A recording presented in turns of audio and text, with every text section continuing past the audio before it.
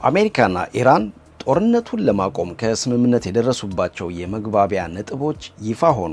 አሜሪካና ኢራን ከ3 ወራት በላይ የዘለቀውን ጦርነት ለማስቆም የሚያስችል ስምምነት ላይ መድረሳቸውን አስታውቀዋል። በመካከለኛው ምስራቅ ብሎም በመላው ዓለም ከባድ ቀውስን አስከትሎ የቆየውን ጦርነት ለማስቆም ለወራት ሲደረግ የነበረውን ድርድር አርብ ዕለት ስዊዘርላንድ ውስጥ በሚካሄደው የፊርማ ስነስርዓት ላይ ይቋጫል ተብሏል። አሜሪካና ኢራን ጦርነቱ እንዲቆም በደረሱት የመግባቢያ ስምምነት ላይ ሊባኖስን ጨምሮ በሁሉም ግንባሮች ጦርነት እንደሚቆምና የሆርሙዝ ሰርጥ እንደሚከፈት ተዘግቧል። ህወሓት ፌዴራል መንግስቱ በትግራይ ላይ አዲስ ጥቃት ሊከፍት ተዘጋጅቷል በማለት ከሰሰ። መንግስት የድሮን ጥቃቶችን በመፈጸም ጦር ሰራዊቱን በማነቃነቅና በትግራይ ላይ እቀባ በማድረግ ሁለተኛ ዙር ጦርነት ሊያካሄድ በመዘጋጀት ላይ ይገኛል ያለው ህወሓት የፌዴራል መንግስቱ ባለስልጣናት የትግራይ ኃይሎችን በጦርነት ሰባኪነት የሚከሱት የጦርነት ዝግጅታቸውን አቅጣጫ ለማስቀየር ነው በማለት ተችቷል። በትግራይ ስላለው ሁኔታ የፌዴራል መንግስት ባለስልጣናት የኢትዮጵያን ህዝብና ዓለም አቀፉን ህብረተሰብ እያሳሳቱ ይገኛሉ በማለት ጭምር ህወሓት ወቅሷል። ህወሓት ባለፉት 3 ወራት ለጦርነት ተፈናቃዮች ሲቀርብ የነበረው የሰብአዊ እርዳታ መቋረጡንም ገልጿል። በሌላ በኩል ተቃዋሚው አረና ትግራይ በትግራይ በኃይል ስልጣን የያዘው ህወሓት ያወጣውን የግዳጅ ወታደራዊ ምልመላ አዋጅ አውግዟል። ፓርቲው የትግራይ ጸጥታ ኃይሎችና ተዋጊዎች ለትግራይ ህዝብ ጥቅም በማያስገኝ ሌላ ዙር ጦርነት አንሳተፍም በማለት ተቃውሞ እንዲያሰማ ባወጣው መግለጫ ላይ ጥሪ አድርጓል።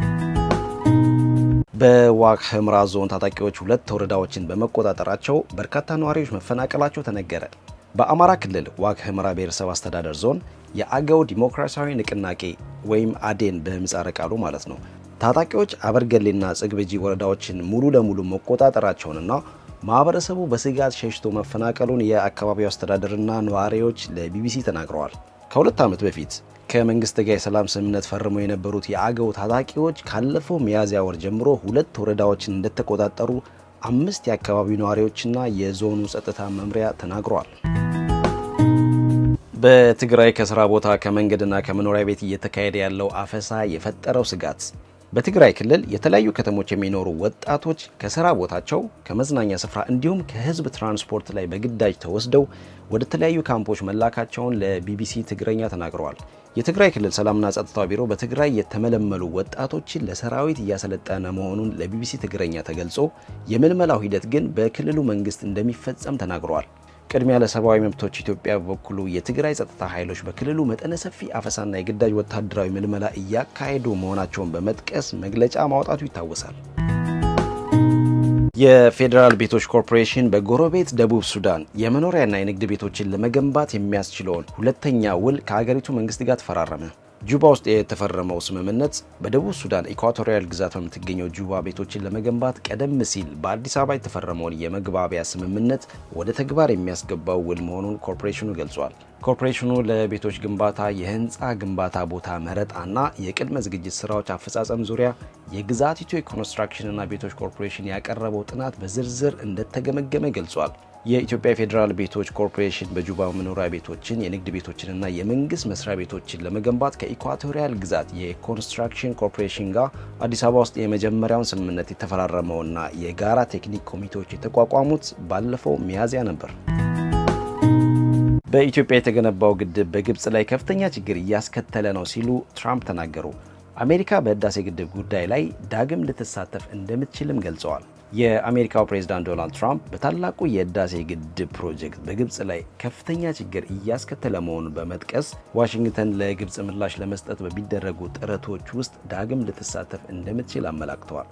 በፈረንሳይ እየተካሄደ ባለው የቡድን 7 ጉባኤ ጎን ለጎን ከግብፁ ፕሬዝዳንት አብዱልፈታህ አልሲሲ ጋር በጋራ በሰጡት መግለጫ ትራምፕ በህዳሴው ግድብ ውዝግብ ዙሪያ ግብጽ በጣም ኢፍትሐዊ በሆነ መንገድ ተስተናግዳለች ያሉ ሲሆን የናይል ውሃ ጉዳይ ሁለቱ መሪዎች ከሚወያዩባቸው ዋና ዋና አጀንዳዎች አንዱ መሆኑን ጠቁመዋል። የደቡብ አፍሪካ ባለስልጣናት የዓለም ጤና ድርጅት ዋና ዳይሬክተር ዶክተር ቴድሮስ አድሃኖም ኢትዮጵያውያን ዜጎችን ጨምሮ የውጭ ዜጎች በመጤ ጠል ቡድኖች ጥቃት እየተፈጸመባቸው መሆኑን የገለጹበት አስተያየት ትክክል አይደለም ሲሉ አስተባበሉ። የሀገሪቱ የውጭ ጉዳይ ሚኒስቴር ባለስልጣናት በጉዳዩ ዙሪያ ለዓለም ጤና ድርጅት ትክክለኛና አስተማማኝ መረጃ ለማቅረብ እንደሚፈልጉ እንደነገሩት ጠቅሶ ቢቢሲ ዘግበዋል። ባለስልጣናቱ ዶክተር ቴድሮስ አድሃኖም በማህበራዊ ትስስር ገጻቸው የጠቀሱት የውጭ ዜጎች ግድያ የመጤ ጠል ጥቃት አይደለም በማለት ማስተባበያ እንደሰጡና በኢትዮጵያውያን ላይ የተፈጸመው ግድያ ግን እንደሚጣራ መናገራቸውን ዘገባው ጠቅሷል። በሌላ በኩል በውጭ ዜጎች ላይ የሚፈጸሙ ጥቃቶች በዓለም መድረክ ላይ የአገሪቱን ስም እያበላሹና በአህጉሪቱ ውስጥ በደቡብ አፍሪካውያን ኩባንያዎችና አርቲስቶች ላይ አሉታዊ ተጽዕኖ እየፈጠሩ ይገኛሉ በማለት የአገሪቱ የፍትህ ሚኒስትር አስጠንቅቀዋል። ሚኒስትሯ ደቡብ አፍሪካውያን የደቦ ፍርድና የጅምላ ጥቃትን እንዲቃወሙና ህገወጥ ፍልሰትን የመቆጣጠሩን ጉዳይ ለመንግስት ህጋዊ አሰራሮች እንዲተዉ ጥሪ አድርገዋል። ለዓለም ዋንጫ ወደ አሜሪካ እንዳይገባ የተከለከለው ሶማሊያዊው ዳኛ ሙሉ ክፍያውን እንደሚያገኝ ተገለጸ። በዘንድሮ ዓለም ዋንጫ ላይ ጨዋታውን በዳኝነት ለመምራት ወደ አሜሪካ እንዳይገባ እገዳ የተጣለበት ሶማሊያዊ የእግር ኳስ ዳኛ ኦማር አብዱልቃድር አርታን ሙሉ ክፍያውን እንደሚያገኝ ተገልጿል። የዶናልድ ትራምፕ አስተዳደር ዳኛው ለዓለም ዋንጫ ወደ አሜሪካ እንዳይገባ የተከለከለው የሽብር ድርጅት አባል ናቸው ተብሎ ከሚጠረጠሩ ግለሰቦች ጋር ግንኙነት አለው በሚል ምክንያት መሆኑን አስታውቋል። ለጉዳዩ ቅርበት ያላቸው ምንጮች እንደገለጹት ከሆነ አርታን በዘንድሮ የዓለም ዋንጫ ላይ ምንም አይነት ተሳትፎ ባያደርግም ዓለም አቀፉ የእግር ኳስ ማህበር ፊፋ ሙሉ ደሞዝን ለመፈጸም ቃል ገብቷል። የ2025 እንደ አውሮፓውያን አቆጣጠር የአፍሪካ ምርጥ ዳኛ ተብሎ የተመረጠው አርታን በዓለም አቀፉ የእግር ኳስ ትልቅ መድረክ የዓለም ዋንጫ ላይ ጨዋታ በመምራት የመጀመሪያው ሶማሊያዊ ለመሆን ተቃርቦ የነበረ ቢሆንም በአሜሪካ የጉምሩክና የድንበር ጥበቃ መስሪያ ቤት አማካኝነት ከአውሮፕላን ማረፊያ እንዲመለስ ተደርጓል። ይህ እርምጃ ቢወሰድበትም ወደ ሀገሩ ሲመለስ ደማቅ አቀባበል ተደርጎለታል። አርታን ኦማር የአውሮፓ እግር ኳስ ማህበር በመጪው ነሐሴ ወር በፓሪስ ሴን ጀርሜን እና በአስቶን ቪላ መካከል የሚደረገውን የዩኤፋ ሱፐር ካፕ የዋንጫ ጨዋታ እንዲመራ በዳኝነት መርጦታል። ዜናው ከሮይተርስ ነው። ሶማሌላንድ ኢየሩሳሌም ውስጥ በከፈተችው ኤምባሲ ሳቢያ ሶማሊያና ሶማሌላንድ ሰጣ ገባ ውስጥ ገቡ። ሶማሌላንድ እንደምትለው ኤምባሲ በመክፈቷና ከእስራኤል ጋር ዲፕሎማሲያዊ ግንኙነት በማድረጓ ሶማሊያ ያሰማችው ተቃውሞ ታሪክን ለማዛባት እውነትን ለመካድና ዓለም አቀፉን ህብረተሰብ ለማሳሳት የተደረገ ሙከራ ነው በማለት የውጭ ጉዳይ ሚኒስትሯ ወቅሷል። ሶማሌላንድ የምታደርጋቸው ዲፕሎማሲያዊ ግንኙነት ዓለም አቀፍ ህግን ይጥሳሉ የሚለው የሶማሊያ መከራከሪያ መሰረተ ቢስ ነው በማለት ያጣጣለው ሚኒስትሩ ሶማሌላንድ ከእስራኤል ጋር የጀመረችው ዲፕሎማሲያዊ ግንኙነት ብሔራዊ ጥቅሟን፣ የኢኮኖሚ ትብብርንና ቀጠናዊ ጸጥታን መሰረት ያደረገ መሆኑን ገልጸዋል። የሶማሊያ መንግስት እስራኤል ከሶማሌላንድ ጋር የመሰረተችውን የዲፕሎማሲያዊ ግንኙነት ውድቅ በማድረግ የአገሪቱን የግዛት አንድነትና ሉዓላዊነት ለማስከበር በዲፕሎማሲያዊና ህጋዊ መስመሮች እርምጃ እንደምትወስድ አስጠንቅቃ ነበር።